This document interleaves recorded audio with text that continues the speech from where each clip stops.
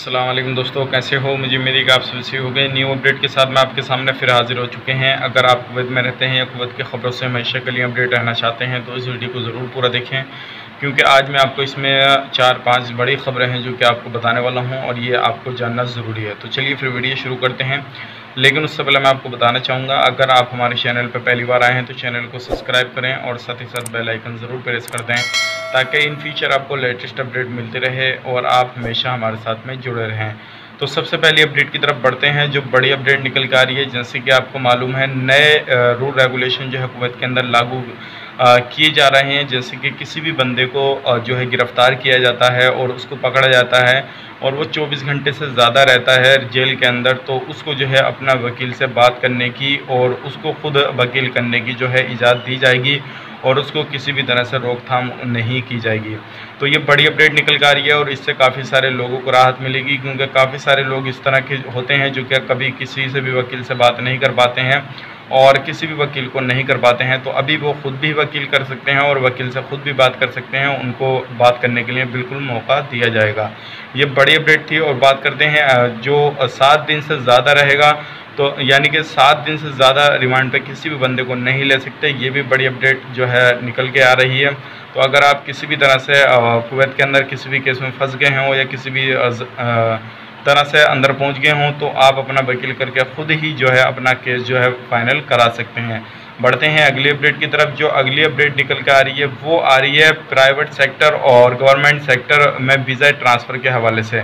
अगर आप किसी भी प्राइवेट सेक्टर में और आपका जो प्रोफेशन है वो डॉक्टर है या किसी भी तरह से आप कुवैत के अंदर पहुंचे हैं और प्राइवेट सेक्टर में काम करते हैं, तो आप अपनी जो वीज़ा को है ट्रांसफ़र करा सकते हैं।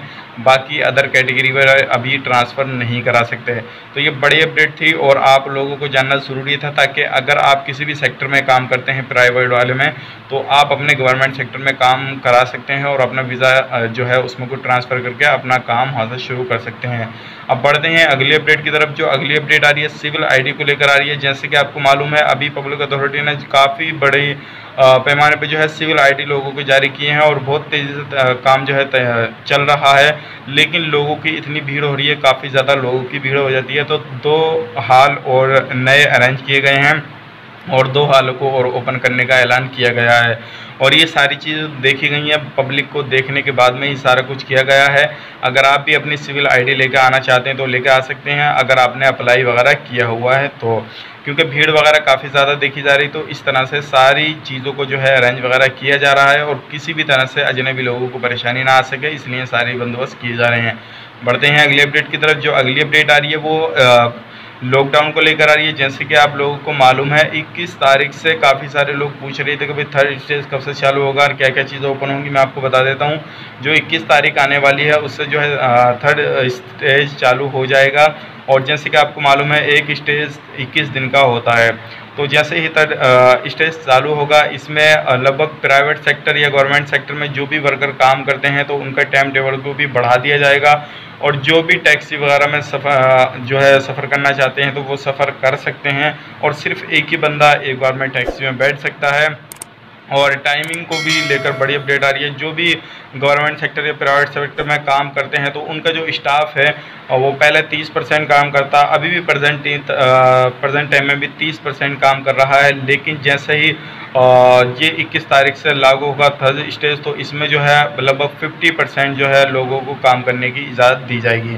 तो ये आज की कुछ लेटेस्ट अपडेट थी, सोचे कि आप लोगों तक पहुंचाई जाए। उम्मीद करता हूं वीडियो पसंद आई होगी। पसंद आई तो लाइक करें, शेयर करें। चैनल पर पहली बार आएँ तो चैनल को सब्सक्राइब ज़रूर करें।